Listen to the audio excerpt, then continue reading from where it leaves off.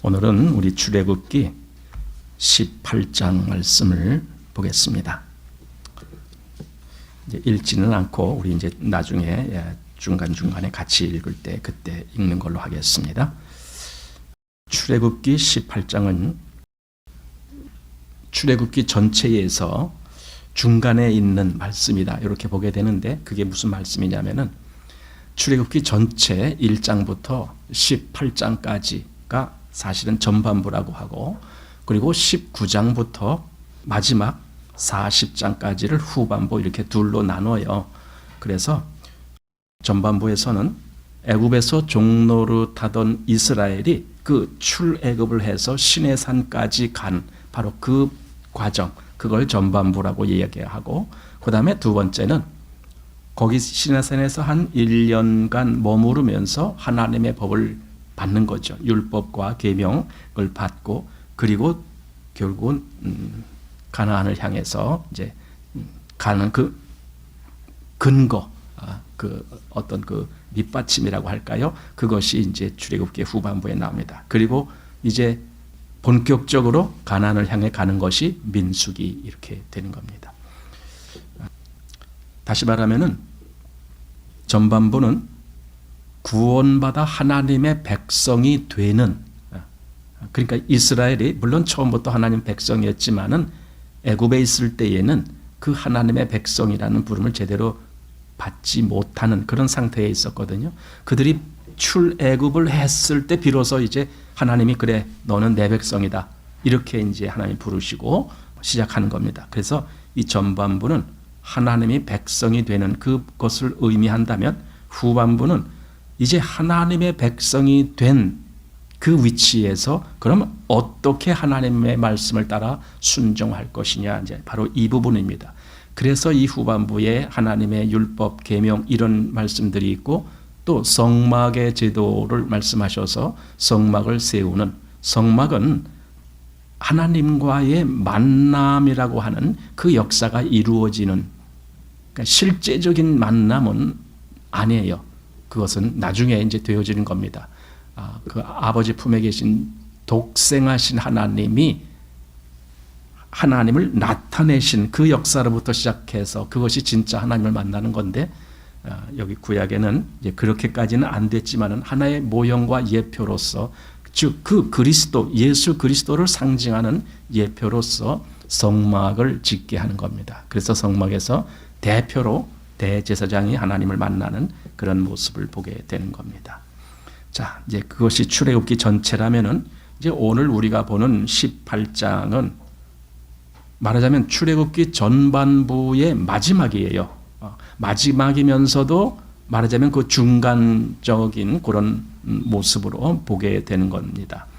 그런데 이제 이 부분이 해석이 쉽지가 않아요. 이 출애굽기 18장이 쉬운 것 같아도 이게 쉬운 부분이 아니에요.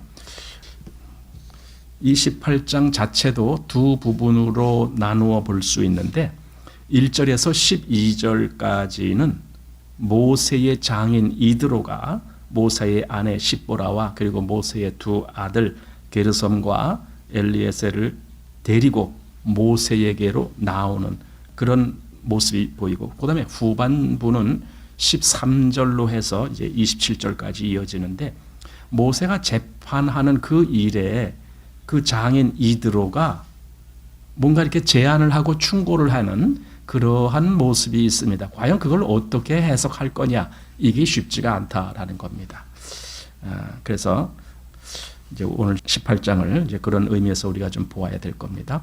자, 그리고 이제 이 18장을 볼 때에 우리가 또 생각해야 될 부분이 있습니다. 뭐냐면은 이게 18장 사건이 시간적으로 언제 일어난 거냐.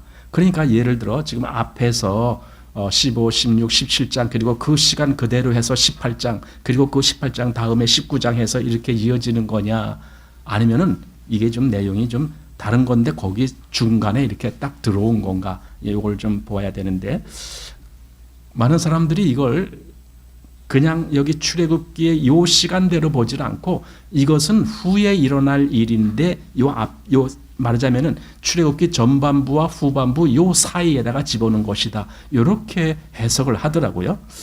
이제 그렇게 보는 이유가 이제 좀 있습니다.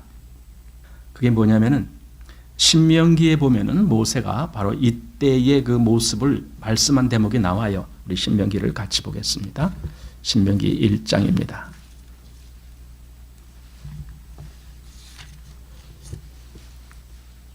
신명기 1장 6절 말씀, 6절부터 제가 좀 읽겠습니다. 우리 하나님 여호와께서 호렙산에서 우리에게 말씀하여 이르시기를 너희가 이 산에 거한 지 오래니 방향을 돌려 진행하여 아모리 족속의 산지로 가고 그 근지 곳곳으로 가고 아라바와 산지와 평지와 남방과 해변과 가나안 족속의 땅과 레바논과 큰 강 유브라데까지 가라 하셨나니 여호와께서 너희의 열조 아브라함과 이삭과 야곱에게 맹세하사 그들과 그 후손에게 주리라 하신 땅이 너희 앞에 있으니 들어가서 얻을지니라. 자, 지금 이렇게 말씀하는 요 때의 시간이 언제냐 하면은요, 하나님의 산 호렙에서 거의 1년 정도 지난 다음입니다. 그때 이제 하나님이 이제는 여기 거한 지 오래니 이제는 여기를 떠나서 내가 너희 조상 아브라함, 이삭, 야곱에게 약속한 그 땅으로 가라. 이제 이렇게 말씀하신 대목을 지금 모세가 말씀하고 있는 거예요. 그러니까 호렙산에 거한 지 거의 한 1년 이렇게 지나다 보니까 거기서 이미 하나님의 율법도 받고 계명도 받고 그리고 성막도 다 그 제도대로 지어서 완성을 한 이제 그 부분이 언제냐면 출애굽기 끝이거든요. 출애굽기 끝에 가야 그것이 성막도 완성되고 그리고는 이제 그 다음에 물론 레위기는 그 율법을 더 자세히 설명한 거니까 레위기는 시간적인 이런 해석보다는 율법의 해석상의 문제에서 레위기를 보는 것이고 그리고 출애굽기에서 시간적으로 민수기로 가게 되는 거예요. 근데 민수기로 가면서 이제 가나안을 향해서 가는 거란 말이에요. 그러면은 지금 여기 모세가 신명기 여기 1장에서 말씀한 이때가 언제냐? 출애굽기가 끝나서 민수기를 시작하면서 가나안으로 갈 때 그때 지금 이 사정을 모세가 이렇게 이야기한 거라고요. 그래서 오늘 이제 본문 출애굽기 18장 한번 보십시오. 출애굽기 18장 24절 말씀 이제 뒷부분이죠. 여기 24절에 보면은 24절 25절 제가 읽겠습니다. 이에 모세가 자기 장인의 말을 듣고 그 모든 말대로 하여 이스라엘 무리 중에서 제덕이 겸전한 자를 빼서 그들로 백성의 두목 곧 천부장과 백부장과 50부장과 10부장을 삼으매. 이게 지금 모세의 장인이 제안한 거잖아요. 천부장, 백부장, 50부장 이런 걸 세워서 이렇게 하라. 이게. 그런데 나중에 우리 다시 이제 신명기 1장으로 가는 거예요. 신명기 1장으로 가보면은 바로 그 일이 그때 일어난다라는 걸 말씀하고 있어요. 자, 신명기 1장 9절 말씀 보십시오. 제가 좀 길게 읽겠습니다. 여러분 그냥 성경 보시면서 따라오시기 바랍니다. 제가 9절부터 해서 18절 말씀까지 좀 읽겠습니다. 그때에 내가 너희에게 말하여 이르기를 나는 홀로 너희 짐을 질 수 없도다. 너희 하나님 여호와께서 너희를 번성케 하셨으므로 너희가 오늘날 하늘의 별같이 많거니와 너희 열조의 하나님 여호와께서 너희를 현재보다 1000배나 많게 하시며 너희에게 허락하신 것과 같이 너희에게 복 주시기를 원하노라. 그런즉 나 홀로 어찌 능히 너희의 괴로운 것과 너희의 무거운 짐과 너희의 다툼을 담당할 수 있으랴. 너희의 각 지파에서 지혜와 지식이 있는 유명한 자를 택하라. 내가 그들을 세워 너희 두령을 삼으리라 한즉 너희가 대답하여 이르기를 당신의 말씀대로 하는 것이 좋다 하기에 내가 너희 지파의 두령으로 지혜가 있는 유명한 자들을 취하여 너희의 어른을 삼되 곧 각 지파를 따라 천부장과 백부장과 50부장과 10부장과 패장을 삼고 내가 그때에 너희 재판장들에게 명하여 이르기를 너희가 너희 형제 중에 송사를 들을 때에 양방 간에 공정히 판결할 것이요 그들 중의 타국인에게도 그리할 것이라. 재판은 여호와께 속한 것인즉 너희는 재판의 외모를 보지 말고 귀천을 일반으로 듣고 사람의 낯을 두려워 말 것이며 스스로 결단하기 어려운 일이거든 내게 돌리라. 내가 들으리라 하였고 내가 너희의 행할 모든 일을 그때에 너희에게 다 명하였느니라. 이렇게 지금 말씀하고 있잖아요. 근데 보세요. 지금 신명기에서 말씀하는 이 대목이 지금 우리가 보는 출애굽기 18장에 다 나오는 거예요. 그러면은 출애굽기 18장의 시간적인 배경이 오히려 출애굽기 전체가 끝나고 민수기에 들어가는 그 사이가 아니겠는가, 이렇게 보는 것이 더 합당하다라는 겁니다. 그래서 출애굽기 18장 25절과 신명기 1장 15절이 똑같은 말씀을 해주고 있는 거예요. 거기 1000부장, 100부장, 50부장, 10부장을 세운다. 그 얘기가. 그런데 실제로 모세가 그렇게 했다라는 얘기를 지금 여기 말씀하고 있고, 또 출애굽기 18장 26절과 신명기 1장 17절의 말씀, 거기 재판할 때 어려운 일이거든 그거는 나에게 의뢰하고 뭐 작은 일 이런 것들은 스스로 자단하라, 이렇게 이야기를 해줬잖아요. 그게 여기 신명기 1장 17절에 그대로 나오는 거예요. 그러니까 이게 시간적으로 이게 같은 내용을 말하고 있구나, 이렇게 보는 겁니다. 그래서 출애굽기 18장은 시간적으로는 출애굽기 전체, 물론 레위기를 포함해서 레위기는 출애굽기에 포함되어 시간적으로 그렇게 봐야 옳아요.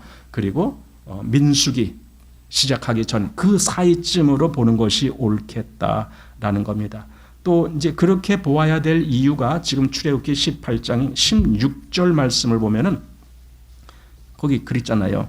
그들이 일이 있으면 내게로 오나니 내가 그 양편을 판단하여 하나님의 율례와 법도를 알게 하나이다. 이렇게.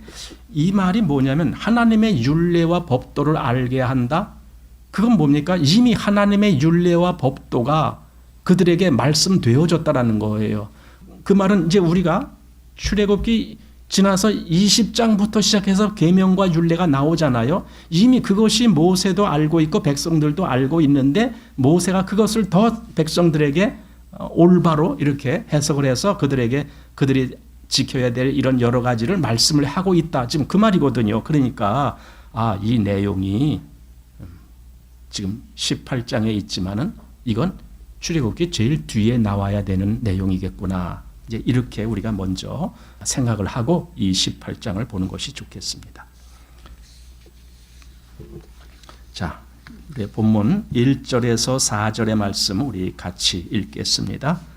모세의 장인 미디안 제사장 이드로가 하나님이 모세에게와 자기 백성 이스라엘에게 하신 일 곧 여호와께서 이스라엘을 애굽에서 인도하여 내신 모든 일을 들으니라. 모세의 장인 이드로가 모세가 돌려보내었던 그의 아내 십보라와 그 두 아들을 데렸으니 그 하나의 이름은 게르솜이라. 이는 모세가 이르기를 내가 이방에서 객이 되었다 하미요 하나의 이름은 엘리에셀이라. 이는 내 아버지의 하나님이 나를 도우사 바로의 칼에서 구원하셨다 함이더라. 여기 보면은 이드로가 이미 모세를 통한 이스라엘이 출애굽하였다는 소식을 이미 들었다는 거예요. 이미 알고 있다라는 거예요.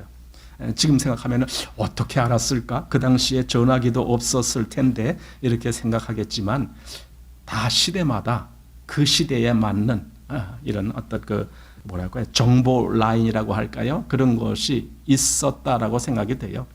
그 시대에는 그 시대에 맞는, 여러분 지금은 무슨 일이 있으면 다 전화로 알려주잖아요. 그런데 옛날에 제가 어렸을 때만 해도요, 누가 돌아가셨다 그러면은 전화가 없어요. 전보라는 것이 물론 있긴 있었는데 전보로 그걸 다 할 수는 없어요. 전보는 어쩌다가 한두 건 급하게 뭐 할 때 뭐 예를 들어 뭐 어디 멀리 있는 아들한테 전부친에 아버지 위독 급례 요망 뭐 이런 식으로 글자 수 하나하나마다 그거 기본 넘어가면 한자 한자에다 요금이 더 붙어지니까 그런 식으로 해서 전보를 했는데, 아니 부고장을 어떻게 전보를 해요? 그러니까 그때는 부고장을 이렇게 해서 그때 인쇄 옛날 그 인쇄 방법이죠. 이런 거 뭐 가리방에다 긁어갖고 뭐 이렇게 하는 식으로 그렇게 해서 그걸 가지고 사람이 직접 몇 명을 파송하는. 야, 너는 저 강화 가서 거기 친척들에게 전해라. 야, 너는 저쪽 저 어디 저 수원 쪽으로 가서 거기 친척들에게 전해라. 이렇게 몇 사람 파송하는 거예요. 그럼 그들이 그 부고장 한 10대장을 품에 품고 가서 전해주고 그리고 오고 이제 그러는 거죠. 어쨌든 그때는 또 그때 나름대로의 이런 정보 전달하는 그런 것이 있었다. 이드로도 그 모세가 출애굽한 그 사건에 대해서 그런 정보 라인이 있었겠죠. 그 당시에 그런 걸 통해서 아마 알지 않았을까, 이제 이런 생각을 듭니다. 자, 그래서 모세가 돌려보낸 그 아내와 두 아들을 데려왔다는데, 문제는 우리가 앞에 이미 보아왔지만 모세가 그 아내와 두 아들을 돌려보냈다라는 기록이 없어요. 우리는 그걸 찾을 수가 없어요. 근데 그 사건은 분명히 있으니까 지금 이 뒤에 이드로가 이렇게 데리고 왔다라는 그 말을 하는 거겠죠. 출애굽기 2장 22절 말씀을 보면은 그가 아들을 낳으며 모세가 그 이름을 게르솜이라 하여 가로되 내가 타국에서 객이 되었음이라 하였더라. 이렇게 첫째 아들을 게르솜이라고 이름한 것을 나옵니다. 게르솜이라는 것은 객이라는 뜻입니다. 한마디로 손님, 낯선 손님, 그것이 게르솜입니다. 모세가 이제 그 미디안 땅에 갔으니까 거기는 이방인이잖아요. 자기가 그런 의미에서 게르솜 이렇게 했는데, 그 다음에 둘째 아들을 낳았는데 둘째 아들의 이름이 엘리에셀인데 하나님이 도우셨다라는 뜻이에요. 엘리에셀. 근데 둘째 아들을 낳았다는 기록도 없어요. 나중에 이제 나오긴 하지만은. 자, 그리고 출애굽기 3장으로 가보면요. 3장 10절에 이제 내가 너를 바로에게 보내어 너로 내 백성 이스라엘 자손을 애굽에서 인도하여 내게 하리라. 이렇게 모세에게 하나님이 모세를 애굽에 파송하시겠다라고 하는 그 말씀을 하시는 거예요. 그리고 4장으로 건너가 보면은 이제 직접 모세가 이제 애굽으로 출발하는 그런 시간이 오거든요. 출애굽기 4장 19절 말씀입니다. 여호와께서 미디안에서 모세에게 이르시되 애굽으로 돌아가라. 네 생명을 찾던 자가 다 죽었느니라. 모세가 그 아내와 아들들을 나귀에 태우고 애굽으로 돌아가는데 하나님의 지팡이를 손에 잡았더라. 바로 여기서 이제 모세가 애굽을 향해서 가는데 그 아내와 두 아들과 함께 이제 가는 거예요. 이게 길을 떠난 걸 지금 이제 보여주고 있는 겁니다. 그런데 노중에서 무슨 사건이 터지잖아요. 그게 여기 출애굽기 4장 24절입니다. 여호와께서 길의 숙소에서 모세를 만나사 그를 죽이려 하시는지라 십보라가 차도를 취하여 그 아들의 양피를 베어 모세의 발 앞에 던지며 가로되 당신은 참으로 내게 피 남편이로다 하니. 자, 이런 일이 벌어졌어요. 요 벌어진 일이 왜 있었느냐? 사실 이것도 우리는 그렇게 쉽게 아주 답을 찾지 못하고 아주 끙끙 이렇게 헤매는데, 자 보세요. 여기서 십보라가 아들의 양피를 베어할 때에 그 아들이란 단어가 단수예요. 분명히 아들이 2명인데 한 명만 지금 양피를 베어 할례를 했다. 지금 그 말이거든요. 단수로 되어 있으니까. 근데 이 부분을 본다라면 그럼 첫째 아들 게르솜은 이미 할례를 받았을 것이다 라고 생각되지고, 다만 둘째 아들 엘리에셀은 할례를 받지 못했기 때문에 지금 이제 할례를 행한 거 아닙니까? 그러면 생각해 보는 거예요. 아니 왜 할례를 못했을까? 모세의 뜻이라면은, 아니 모세가 그랬잖아요. 첫째 아들 할례 했으면은 당연히 둘째 아들도 할례 행하는 거지. 모세 생각은 그랬을 거예요. 그런데 그 아내 십보라는 이방인이라고요. 미디안 제사장의 딸이란 말이에요. 그가 그랬을 거예요. 첫째 아들 할례 행하는 걸 보고 아니 굳이 저렇게 애가 고통스러워하는데 할례를 행할 필요가 뭐가 있을까? 그러면서 둘째 아들 할례 행한다고 할 때에 그 아내가 아마 못하게 막았지 않았을까? 그는 할례의 중요성을 모르니까, 이방인이었으니까. 그래서 어쨌든 모세도 굳이 아내하고 싸울 일이 있는가? 그래서 그냥 그럼 아내 뜻대로 하자. 아마 그랬을지 모르겠다라는 추측을 하는 거예요. 진짜인지 아닌지는 몰라요. 근데 다만 이제 그렇게 추측을 하는 거예요. 왜 그런 추측이 가능하냐면은 지금 이 일이 있을 때 그 둘째 아들을 할례를 행한 자가 바로 십보라기 때문에 그래요. 모세가 할례를 행한 게 아니에요.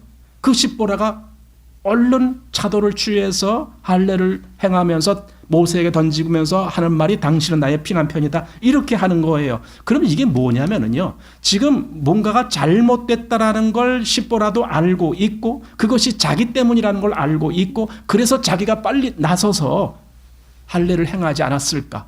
사실 그렇잖아요. 아니 할례 행하는 일이 그게 쉬운 일이겠어요? 웬만하면은 모세 보고 여보 당신이 해요. 난 그거 못해요. 아마 이랬을지 모를 거 아닙니까? 그랬는데 그렇지 않고 할례를 십보라가 직접 행했다라는 것은 아마 십보라도 그 일이 자기 때문에 그렇게 됐다라는 걸 알기 때문에 그러지 않았을까라는 생각을 하게 되는 겁니다. 그래서 할례를 행했습니다. 아마 그리고 그 사건 이후로 이 십보라와 그리고 두 아들은 다시 돌아가서 고향에 머물게 하고 그리고 모세는 혼자 가는 거예요. 물론 이제 아론이 와서 그를 맞았죠. 그래서 같이 갔겠지만은 어쨌든 아내와 두 아이들은 남겨두고 그리고 가지 않았을까. 그래서 지금 이드로가 이제 그들을 다시 데리고 왔다. 이게 그래서 시간적으로 맞는 것이지. 아니 언제 다시 고향으로 갔나? 출발할 때는 분명히 같이 간다라고 했는데 이렇게 하면은 이게 앞뒤가 잘 안 맞는 것 같은 느낌이 들잖아요. 근데 어쨌든 그렇게 해서 가지 않았을까. 자, 본문 출애굽기 18장 8절로 해서 12절 말씀까지 같이 읽겠습니다.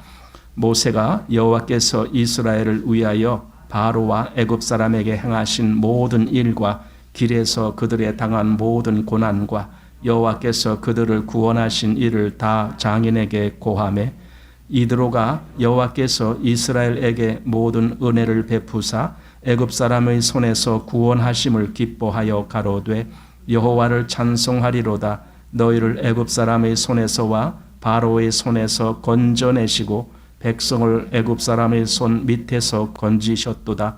이제 내가 알았도다. 여호와는 모든 신보다 크심으로 이스라엘에게 교만히 행하는 그들을 이기셨도다 하고 모세의 장인 이드로가 번제물과 희생을 하나님께 가져오매 아론과 이스라엘 모든 장로가 와서 모세의 장인과 함께 하나님 앞에서 떡을 먹으니라. 이렇게 되었습니다. 여기서 이제 이드로는 그는 미디안이라고 하는 이방의 제사장이다라고 우리가 성경에서 이제 보게 돼 있는데, 근데 그가 하나님이 이스라엘에게 어떻게 역사하셨는지에 대해서 그걸 모세로부터 지금 다 들은 거예요. 그 소식을 듣고 여기 9절 보니까 이드로가 여호와께서 이스라엘에게 모든 은혜를 베푸사 애굽 사람의 손에서 구원하심을 기뻐하여 그래요. 하나님이 역사하신 것에 대해서 이드로는 그걸 기뻐했다라고 지금 이렇게 말하는 거예요. 그리고 또 뒤에 가보면은 이제 내가 알았도다. 뭔가 지금 하나님에 대해서 그가 뭘 알았다라고. 그래서 여호와는 모든 신보다 크심으로. 그럼 이렇게 지금 이드로가 말하는 걸 볼 때에 이드로의 마음이 어떤 상태에 있을까를 우리가 짐작하게 하는 거예요. 이드로가 이제는 물론 과거는 그는 이방의 제사장이었지만 이제는 그가 여호와를 알았구나. 이제 여호와 하나님이 진짜 하나님인 것을 알았구나. 아마 그런 의도로 해석할 수 있는 그런 말을 지금 하고 있다라는 겁니다. 한마디로 이드로의 마음이 변화됐다라는 그런 의미로 해석이 가능한 것입니다. 그리고 여기 이드로가 번제물과 희생을 하나님께 가져왔다라고 얘기해요. 그것도 생각해야 되고, 그것은 다시 말해서 그냥 가져왔다가 끝 이게 아니라 가져왔으면 당연히 하나님께 번제를 드렸다라는 의미로 해석하는 겁니다.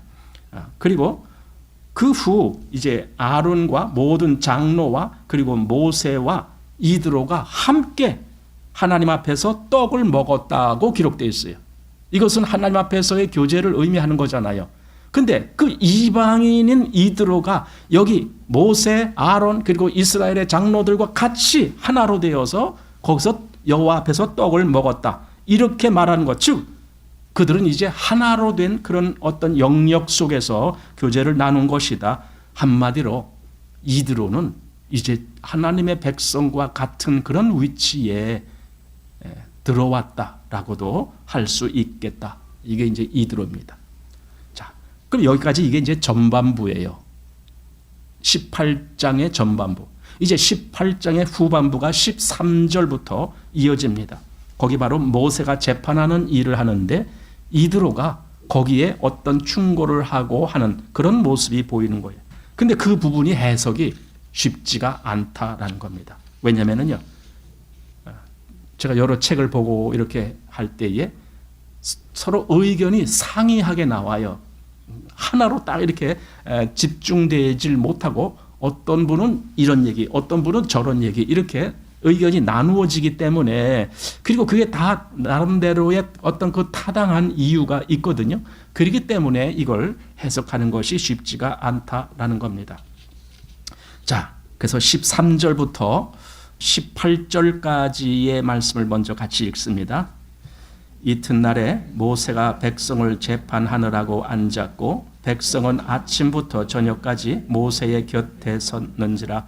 모세의 장인이 모세가 백성에게 행하는 모든 일을 보고 가로되 그대가 이 백성에게 행하는 이 일이 어찌미니요 어찌하여 그대는 홀로 앉았고 백성은 아침부터 저녁까지 그대의 곁에 섰느뇨. 모세가 그 장인에게 대답하되 백성이 하나님께 물으려고 내게로 옴이라. 그들이 일이 있으면 내게로 오나니 내가 양편을 판단하여 하나님의 율례와 법도를 알게 하나이다. 모세의 장인이 그에게 이르되 그대의 하는 것이 선하지 못하도다. 그대가 그대와 함께한 이 백성이 필연 기력이 쇠하리니 이 일이 그대에게 너무 중함이라. 그대가 혼자 할 수 없으리라. 예.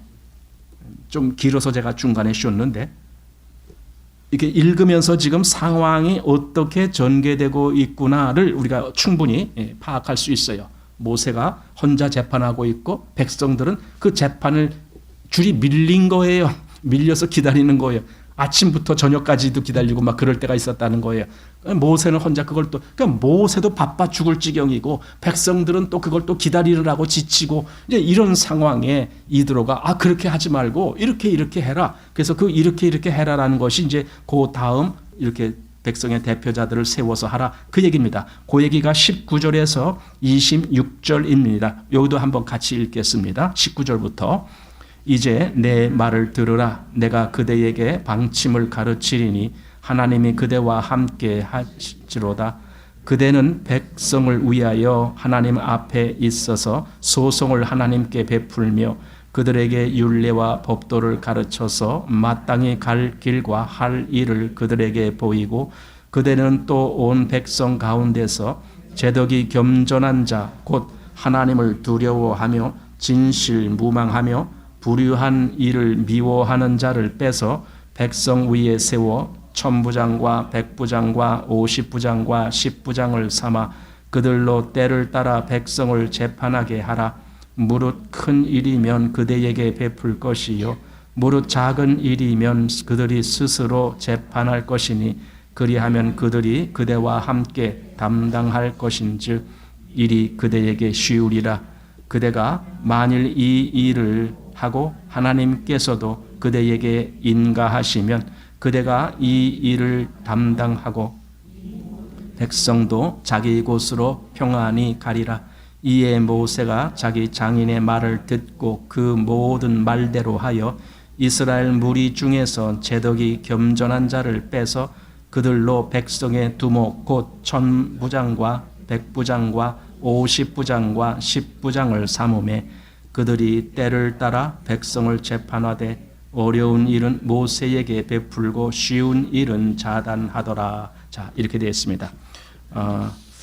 우선 백부장, 천부장 그거는 이제 일종의 그 군대를 통솔하는 그 단위가 되는데 천부장 하면은 보통 1000명을 다스리는 대표자. 요즘 정도라면은 그게 한 연대급 정도 될까? 연대장 뭐 이런 아니면 뭐 여단장 될까요? 뭐 하여튼 그런 1000명을 그러니까 그 당시에 그 하나님의 군대가 애굽에서 나왔다 그러잖아요. 그럼 하나님의 군대 일종의 군사적인 조직을 의미하는 것이고 거기에 천부장, 백부장 이렇게 하면서 뭔가 이렇게 질서를 통솔할 수 있는 그 체계를 마련하는 거예요. 그게 천부장, 백부장 이렇게 되는 건데 문제는 그게 하나님이 직접 모세에게 야 너가 천부장, 백부장을 세워서 이렇게 하라. 그러면 아무 문제 없어요. 우리는. 그런데 아니 이드로가 제안한 거란 말이에요. 장인이 그것도 이방인이었잖아요. 원래 이방 미디안의 제사장 이드로가 제안을 한 것을 그걸 모세가 그대로 받아서 실천을 했다고. 과연 이걸 어떻게 해석할까? 이걸 정말 옳은 일로 해석을 할 수 있을까? 아니면 이건 잘못된 일이라고 해석을 해야 될까? 좀 이거에 좀 난감하다는 거예요. 제가 책을 보니까 둘로 나눠지는데 이거 옳은 일이다. 왜냐하면 아까 우리가 보았듯이 이드로도 그냥 이방인의 그 마음으로 한 것이 아니라 그가 이미 하나님의 백성 앞에서 하나님을 바라볼 줄 아는 눈이 뜨였고 이런 상태에서 제안한 것이기 때문에 그리고 그 결과가 얼마든지 하나님도 나중에 그것을 다 수용하는 그러한 일이었기 때문에 얼마든지 그것은 가능한 문제다. 그리고 긍정적으로 받아들일 수 있다. 그래서 그렇게 해석을 하시는 분이 예를 들어 존 메가더 목사님 그렇게 해석을 하시고 또 유도순 목사님도 그런 식으로 해석을 하셔요. 그런데 또 반대로 그거는 모세가 실수한 거다. 그런 제안을 그렇게 받아들이면 안 되는 거다. 그건 하나님이 주신 제안이 아니고 사람이 주신 제안이다. 그러니 그렇게 하면 안 된다. 이렇게 반론을 제기한 것이 예를 들어 아더 핑크라든가 또는 우리가 보는 맥킨토시라든가 이런 분들은 이제 그렇게 해석을 하고 있습니다. 근데 제가 이제 두 양쪽을 다 이제 보면서 그 나름대로의 다 그 이유가 어느 정도 수긍이 가요. 그래. 이렇게 봤을 때는 그들이 말하는 이런 이유가 수긍이 가고 또 저렇게 봤을 때는 또 이들이 말하는 그런 이유가 또 수긍이 가고 양쪽 다 우리는 어떤 수긍을 할 수가 있어요. 사실 성경을 읽을 때 저는 이런 생각을 하게 되는데 너무나 편향적인 그런 해석하는 것이 때로는 치명적인 약점이 될 수 있겠다라는 생각을 해요. 과거에 그런 경험을 저도 했고 내 생각만이 유일하게 옳은 것 같은 그런 주장을 할 때 어떤 면에서는 굉장히 그렇게 하면 강하게 나갈 수 있을 것 같지만 그것이 잘못됐을 때는 큰 오류가 나오는 거예요. 옛날 우리 교회 역사가 그렇지 않습니까? 우리 교회 역사들을 보세요. 우리가 지금까지 온 그 교회 내력을 보십시오. 왜 교회들이 그렇게 과거에 뭔가 이루어지는 것 같다가 뭔가 다 교회들마다 쪼개지는 역사가 왜 일어납니까? 하나님이 교회를 쪼개실 때에는요, 거기에 뭔가 치명적인 잘못이 있기 때문에 쪼개는 거예요. 근데 그걸 분석을 안 하고 그걸 정말 자기를 돌아보질 않냐고 그냥 자기는 항상 옳다라고 고집하는 그런 마음이 있다면 하나도 배운 게 없는 거예요. 그러나 하나님은 그런 일을 통해서 우리에게 뭔가를 알려주시죠. 그래서 저는 일단 무엇이 옳으냐 그걸 최소한 알지 못한다 할지라도 자세만큼은 일단 배워야 되겠다. 그 자세가 뭔가? 하나님 앞에 겸손함입니다. 하나님 앞에 겸손함을 배워야 돼요. 그 겸손함은요 자기 옳음을 내려놓을 줄 알아야 돼요. 내가 옳아 늘 이 생각만을 하고 있는 사람은 겸손해지지가 않아요. 하나님 나도 얼마든지 잘못될 수가 있습니다. 나도 얼마든지 다른 사람보다도 좀 맨 밑바닥으로 떨어질 수가 있습니다. 하나님, 제가 그런 존재입니다. 항상 이런 겸손한 마음으로 하나님께 귀를 기울일 줄 알아야 되고 또 마음에서 하나님을 그렇게 볼 수 있을 때 비로소 하나님 말씀이 다시 들리기 시작하는 거죠. 그런 과정이 있습니다. 그래서 저는 이 두 가지 해석 방법에 대해서 굳이 어느 하나가 틀렸고 어느 하나가 맞는다 이렇게 하지 않더라도 괜찮다. 저는 그렇게 보는 겁니다. 자, 그래서 여기 이제 들어가 봅시다. 모세가 이드로에게 이제 하나님께서 이런 일을 하셨습니다라고 다 그걸 고하잖아요. 그게 8절에 나왔잖아요. 거기서 보면은 여호와께서 이스라엘을 위하여 바로와 애굽 사람에게 행하신 모든 일과 길에서 그들의 당한 모든 고난과 여호와께서 그들을 구원하신 일을 다 그 장인에게 고하매. 자, 지금 모세는요, 오랜만에 장인을 만나고 또 뭐 장인만이 아니라 그 아내 십보라와 또 두 자녀도 만나고 그랬으니 얼마나 반갑겠어요. 그러니 얼마나 개인적인 그런 사적인 그런 이야기도 많이 할 법한데 성경은 그런 걸 기록하지 않아요. 그럼 뭘 기록했느냐? 하나님이 어떻게 역사하셨는지 그걸 말하는 거예요. 모세가 장인에게 하나님이 어떻게 역사하셨는지. 그런데 그 장인 이드로는 그 하나님께서 그렇게 역사하셨다는 말씀, 즉 이스라엘을 하나님이 애굽에서 구원하셨어, 이 말을 듣고 기뻐하며 하나님을 찬송했다라는 거예요. 이드로가. 그리고 여기 지금 나는 이제 알았다라고 아까 우리 본 그대로 그렇게까지 선포하는 거예요. 자, 그래서 9절 말씀에 이드로가 여호와께서 이스라엘에게 모든 은혜를 베푸사 애굽 사람의 손에서 구원하심을 기뻐하여, 이렇게 되어 있는 거예요. 기뻐하여 가로되 여호와를 찬송하리로다.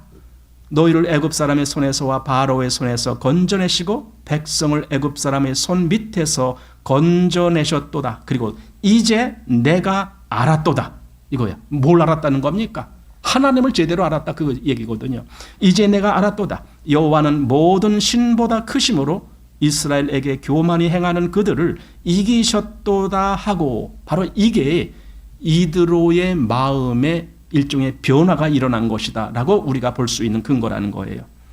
그러니까 더 이상 이드로는 비록 신부는 이방인의 제사장이었지만 그의 마음만큼은 이제는 그는 하나님을 가장 높이 볼 수 있는 그런 마음으로 된 사람이다 라고 보게 된 겁니다.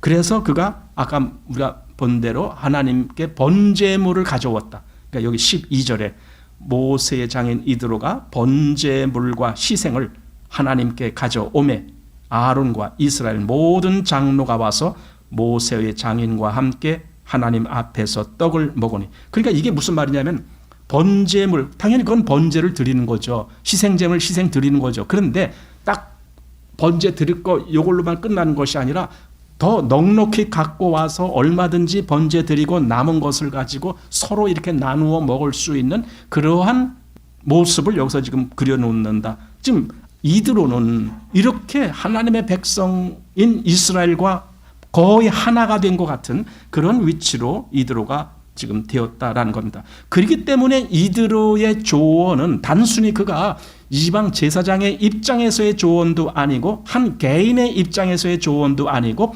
그도 하나님을 존경하고 하나님을 가장 높이 볼 수 있는 눈이 뜨여진 사람으로서 하는 조언이었다. 지금 이렇게 보는 거예요. 이게 긍정적으로 보는 사람들의 근거입니다. 그래서 여기 23절에 그대가 만일 이 일을 하고 하나님께서도 그대에게 인가하시면 그대가 이 일을 감당하고 이 모든 백성도 자기 곳으로 평안히 가리라. 여기 하나님께서도 그대에게 인가하시면, 이런 말조차 했다라는 것은 단순히 이드로가 말을 하고 이게 내 말이니까 모세야 너는 이 장인의 말을 들어 이렇게 한 것이 아니라 내가 이렇게 조언을 하지만 하나님께서 이것을 허락하시면 그러면 될 거다, 이렇게 얘기를 한 거예요. 그러니까 이드로가 일종의 그 어떤 지혜를 내놓았어도 이드로는 자기 지혜를 절대성 있게 말한 것이 아니라 하나님이 허락하셔야 된다라는 그 가정을 전제로 하고 그리고 말을 했다라는 거죠. 그러니까 이드로가 결코 하나님을 무시한 입장에서 한 말은 아니다라는 것을 알게 됩니다. 그래서 이 이드로의 조언을 따라서 24절과 25절에 바로 그 천부장, 백부장 등을 세우잖아요. 그런데 나중에 하나님이 이 천부장 제도를 그대로 인정을 하시는 거예요. 그러니까 이드로의 제안에 따라서 모세가 그렇게 했는데 그걸 하나님이 그대로 인정을 하신다고요. 그게 민수기에 나와요. 한번 10장을 가보십시오. 민수기 10장.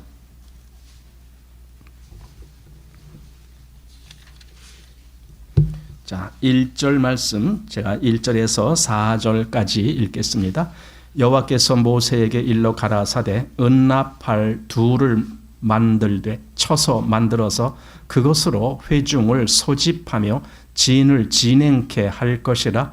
두 나팔을 불 때에는 온 회중이 회막문 앞에 모여서 네개로 나올 것이요 하나만 불 때에는 이스라엘 천부장된 족장들이 모여서 네개로 나올 것이며. 자, 여기 하나님이 그 은나팔을 불 때에 두 나팔을 동시에 불면은 회중 전체가 이제 나올 것이고, 하나만 불 때에는 누구냐? 이스라엘 천부장된 족장들이 나오는 거예요. 근데 이 천부장된 족장은 이드로가 제안을 해서 모세가 임명한 거예요.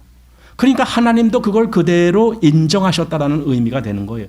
만약에 그게 잘못된 제도였다라면 하나님이 여기서 그걸 인용하시지 않았겠죠. 그런데 하나님이 이렇게 말씀하시는 걸로 봐서 이것이 잘못된 것이 아니다라는 걸 하나님도 인정해 주셨다라는 의미가 된다라는 겁니다. 그런데 이제 여기서 또 다른 의미에서 우리가 이것을 보게 되는데, 모세가 천부장, 백부장 등을 세워갖고 이렇게 이스라엘을 일종의 그 조직을 하는 거예요. 이스라엘 전체 백성을 조직하는데, 조직 그 편성을 하는 것이 이게 광야의 교회의 모습이다. 광야의 교회는 이게 하나님의 군대예요. 그래서 이렇게 조직을 했는데, 사도행전 7장 38절 말씀을 보면은 시내산에서 말하던 그 천사와 및 우리 조상들과 함께 광야 교회에 있었고 또 생명의 도를 받아 우리에게 주던 자가 이 사람이라 하면서, 이게 지금 누구를 이야기하는 거냐? 모세를 이야기하는 거예요. 그때 모세가 있었을 때 바로 그때 우리 조상들이 그게 광야의 교회였다. 이렇게 지금 말하는 거예요. 지금 교회도 조직이라는 것이 있어요. 교회라는 게 아무 조직이 없는 게 아니잖아요. 조직이 있습니다. 그리고 그 조직은 일종의 각각의 그 직분이라는 것으로 구성이 됩니다. 교회는 그래요. 직분이라는 것이 구성이 되고, 그 직분은 또 질서가 있게 이렇게 움직이고 그 직분대로 직무가 주어지는 거예요. 이게 교회입니다.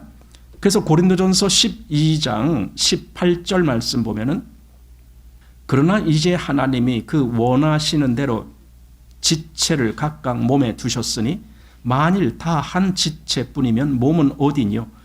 이제 지체는 많으나 몸은 하나라. 예. 여기 지체는 많으나, 예, 교회는 그 지체들이 많을 수밖에 없죠. 그런데 몸은 하나라 이렇게 말을 하고 있어요. 그러니까 그 전체 지체가 한 몸을 이루는 거예요.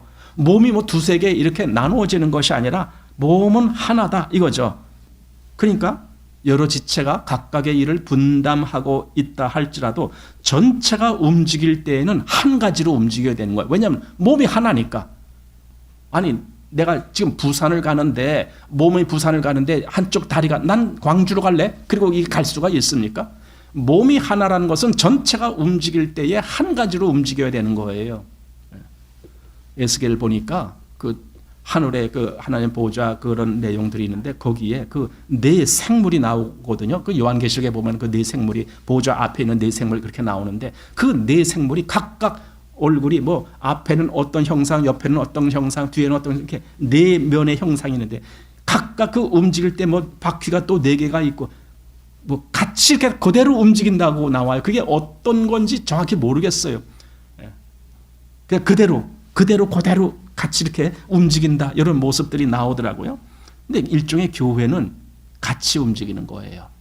거기엔 다른 데로 이렇게 각각 뿔뿔이 이런 것이 없어요. 그래서 여기 지체는 많으나 몸은 하나라. 이게 바로 교회다. 그런 의미에서 이드로의 조언을 긍정적으로 본다. 즉, 그건 옳은 것이었다. 모세가 이드로의 조언을 그걸 채용해서 그렇게 한 것은 그건 옳은 일이다. 이렇게 보는 겁니다. 그런데 이 이드로의 조언을 부정적으로 보는, 아까 제가 말했듯이 아더 핑크나 또는 맥킨토시나 이제 이런 분들은 그걸 부정적으로 보는데, 왜 그러느냐? 그거는 모세가 이드로의 견해를 받아들이는 것을 자신에게 주어진 그 하나님의 권위를 나눈 것이 되어버린다 이거죠. 다시 말해서 하나님이 모세에게 어떤 직분을 주고 모세로 하여금 그것을 하게 했는데 모세는 나 혼자 이걸 감당할 수 없도다 하면서 그걸 나눴잖아요. 일종의 지체를 세워서. 그런다라고 해서 하나님의 직분이 나눠지는 건 아니다. 하나님의 일은 하나님이 하시기 때문에 그것을 나눈지, 예를 들어 모세가 혼자 하든지 아니면 여럿이 나눠서 하든지 어차피 그건 하나님이 하시는 일이기 때문에 똑같다라는 거죠. 굳이 그렇게 하는 건 아니다. 다만 그렇게 함으로 인해서 모세는 하나님의 권위가 축소되는 그런 입장에 있을 수밖에 없다라는 거죠. 그러니까 그건 모세가 옳은 선택을 한 것이 아니다. 지금 그렇게 말을 해요. 그래서 그들이 그렇게 말을 한 일 중에 하나가 여기 18장 19절, 오늘 본문 19절에 이제 내 말을 들으라 내가 그대에게 방침을 가르치리니 하면서 이들로는 분명히 그때 말할 때 내 말이라고 했다. 내 말. 자기의 말이라고 했다. 그리고 내가 그대에게 방침을 가르치리니 이렇게 했다. 그러니까 이것은 굉장히 개인적이고 사적인 의견을 제시한 것이다. 이렇게 이제 보게 되는 겁니다. 그러니까 역사하시는 분은 하나님이시지 사람이 아니다. 그래서 이 일을 모세 한 사람이 감당하나 여러 사람이 감당하나 하나님께서 하시는 분량은 동일하다. 하나님은 한 사람을 통해서나 여러 사람을 통해서나 얼마든지 하나님의 일을 하실 수 있다. 백성을 책임지는 것은 하나님이시지 모세가 아니다. 모세는 도구일 뿐이다. 그러니 모세가 하나님께서 주신 그것을 나눴다라는 것 자체가 모세는 잘못한 것이다. 라고 그렇게 이제 보는 겁니다. 예. 그래서 이제 그 맥킨토시의 여러분도 잘 아시겠지만 모세 오경 책의 출애굽기에 보면은 바로 이 부분을 얘기하는데 그리스도인으로서 하나님이 주시는 그 직분에 대해서 그리스도인의 자세가 어때야 되느냐라는 그런 부분인데 제가 그 맥킨토시의 글을 조금 읽어드리겠습니다. 하나님이 임명하신 자리를 떠난다는 것은 결코 겸손의 결과는 아니다. 오히려 가장 깊은 겸손은 단순히 하나님을 신뢰하는 가운데 잠자코 그 자리에 머무르는 것이다. 무능을 핑계로 해서 봉사를 하려고 하지 않는 것은 자기 자신을 믿어 거기에만 집착해 있다는 명백한 증거다. 하나님은 우리의 능력에 근거해서 봉사하도록 우리를 부르신 것이 아니라 하나님의 능력을 근거해서 우리를 불러 일하게 하신 것이다. 그러니까 하나님이 우리를 부를 때 이 사람은 능력이 많으니까 내가 써야지 그렇게 부르지 않는다는 거예요. 하나님은요 아무 능력 없는 사람도 불러서 쓰시면 쓰시는 거예요. 그게 하나님의 역사예요. 근데 사람은 착각하는 거죠. 뭘 착각하느냐. 난 능력이 없는데 왜 날 보고 그걸 하라라고 하셔요? 이렇게 반항을 하죠. 아니 언제 능력이 있을 때 하나님이 부를까요? 아니거든요. 그러니까 하나님을 잘 모를 때 그런 반항을 하는 그런 말을 하게 되는 거죠. 자, 계속 좀 보면은 하나님은 사람들이 하나님을 의뢰하여 그 자리를 유지하려 하지 않는데도 강제적으로 그 명예로운 자리에 있도록 하시지는 않는다. 한마디로 사람이 거부하는데 억지로 하나님이 시키지는 않는다라는 뜻이에요. 거부하면 그걸로 끝이라는 거죠. 자, 자신의 허약을 핑계로 해서 책임 회피를 하려는 사람은 하나님의 충만하고도 만족한 근원을 의심하는 커다란 위험에 빠진다. 그러니까 자신의 허약을 핑계로 나 그거 못해요. 나 그거 할 능력 없어요. 이거는요 하나님의 능력을 부정하는 사람이 그렇다는 거예요. 못 믿는 사람이 그렇게 얘기한다 그거죠. 자, 그래서 하나님을 섬기고자 하는 마음이 필요하다.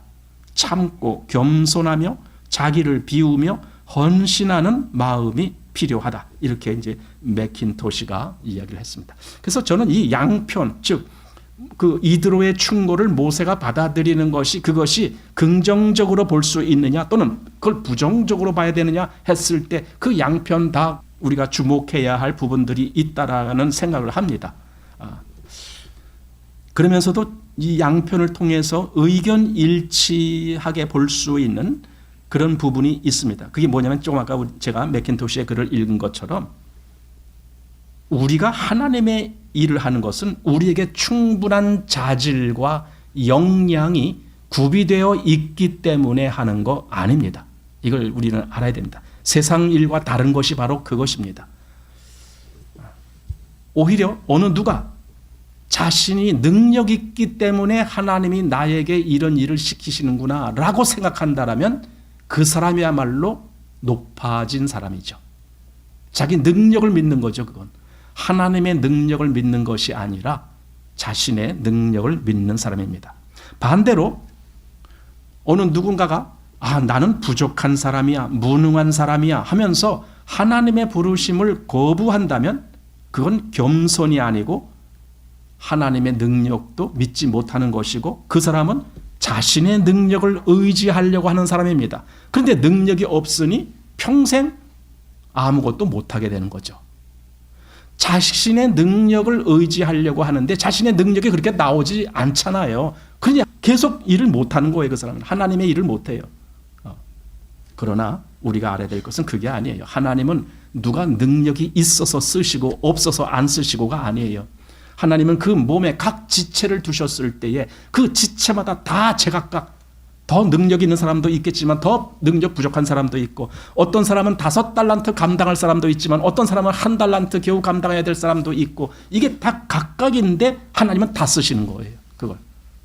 그러니까 하나님이 나에게 그 하나님의 일을 맡기실 때에는 내 능력이 할만하니까 하겠습니다. 이 사람은 하나님 모르는 사람이에요. 하나님 못 믿는 사람이에요.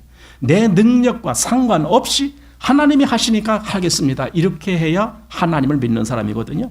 고린도전서 12장 6절에 우리가 잘 아는 고린도전서 12장은 은사의 말씀이 나오는데 아닙니까? 거기 이렇게 되어 있어요.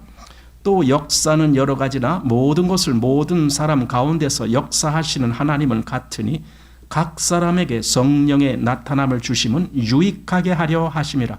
뭐가 유익한 건가요?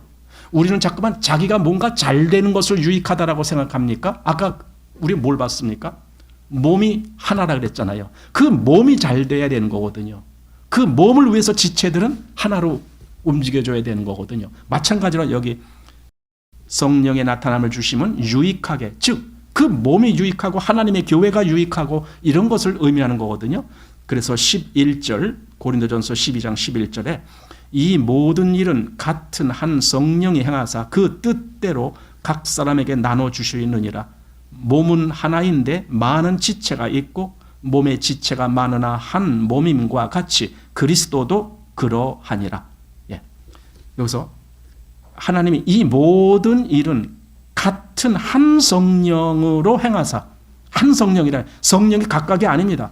그 말이 뭐냐? 한 성령이기 때문에 어떤 여러 사람에게 성령이 역사하신다 할지라도 하나를 위해서 역사하는 거예요.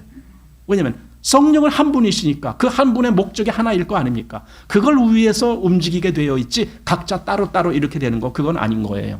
그건 잘못된 거예요. 그래서 몸은 하나인데 많은 지체가 있고 몸의 지체가 많으나 한 몸임과 같이 그리스도도 그러하니라. 그리스도가 바로 그렇구나.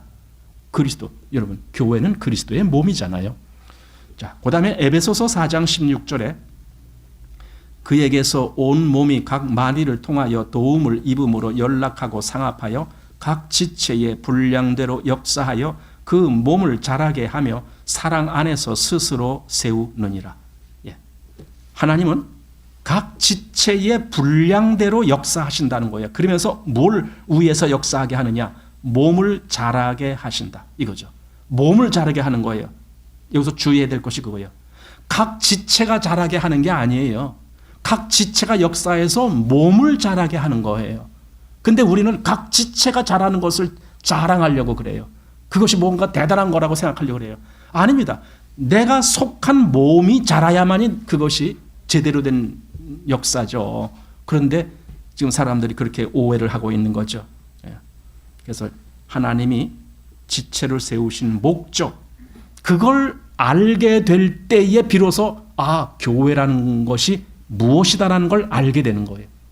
그 지체가 어떻게 역사해서 무엇을 위해서 되어지는 이런 것을 알게 될 때, 그러니까 이것을 모르고 행동하는 사람들은 다 개인주의가 돼버려요.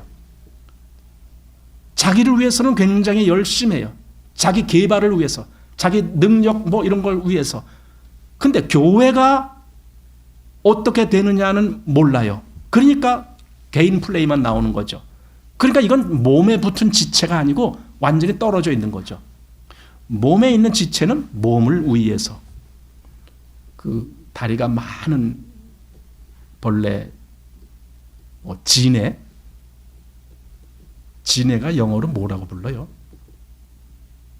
영어로 모르죠?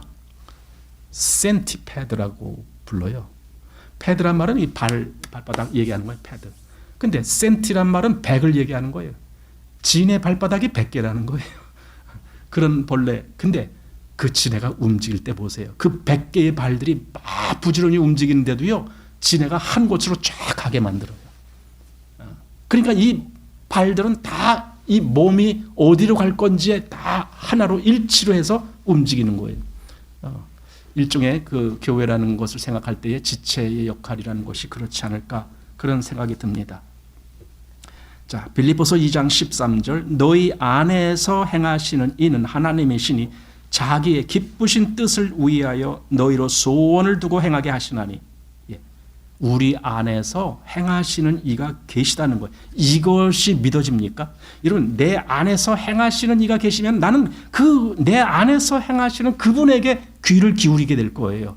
근데 이것이 안 보일 때는요, 내가 어떻게 합니까? 내 계획대로, 내 지혜대로, 내 뜻대로 뭔가를 하게 돼요. 뭘 해도 내가 원해서 하는 거예요. 그게 다예요. 그러니까 내 안에서 행하시는 그분을 내가 모르고 있을 때, 그러면은 이건 나 스스로 잘나게 되는 거죠. 내가 제일 훌륭하게 되는 거죠. 그렇게 되는 거죠. 근데 그거는 그리스도를 위한 것이 아니죠. 왜냐하면 그리스도의 몸이 교회인데 몸을 위한 것이 아니죠. 그거는.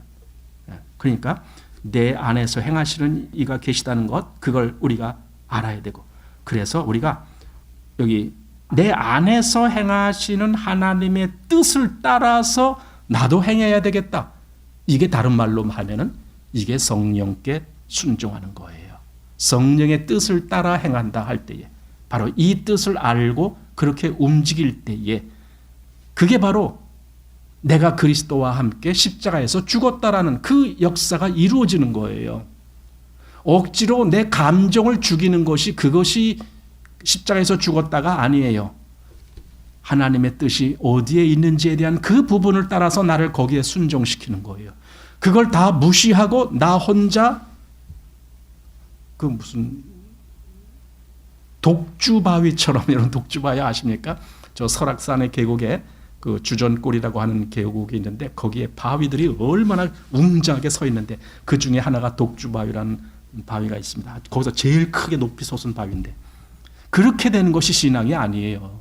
내가 아무리 훌륭하다, 내가 아무리 다른 사람보다 더 낫다, 여러분 그게 무슨 의미가 있습니까? 하나님이 원하시는 것은 교회를 원하시는 것이고 그리스도의 몸을 원하시는 것이고, 그것 때문에 각 사람을 지체 질서 있게 하셨고 그런 모습이다. 이걸 보면서 아까 광야 교회라는 말을 했는데, 모세 때 바로 그것이, 그래서 천부장, 백부장, 십부장도 필요했던 것이고 그 조직이 그렇게 해서 필요했겠구나.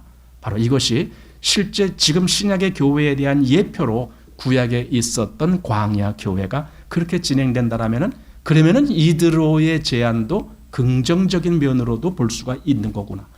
하지만 또 어떤 면에서는 부정적으로 봐야 된다고 주장하는 그런 사람들의 말을 들어볼 땐, 그래, 그래도 우리가 조심해야 될 것은 있구나. 뭐냐?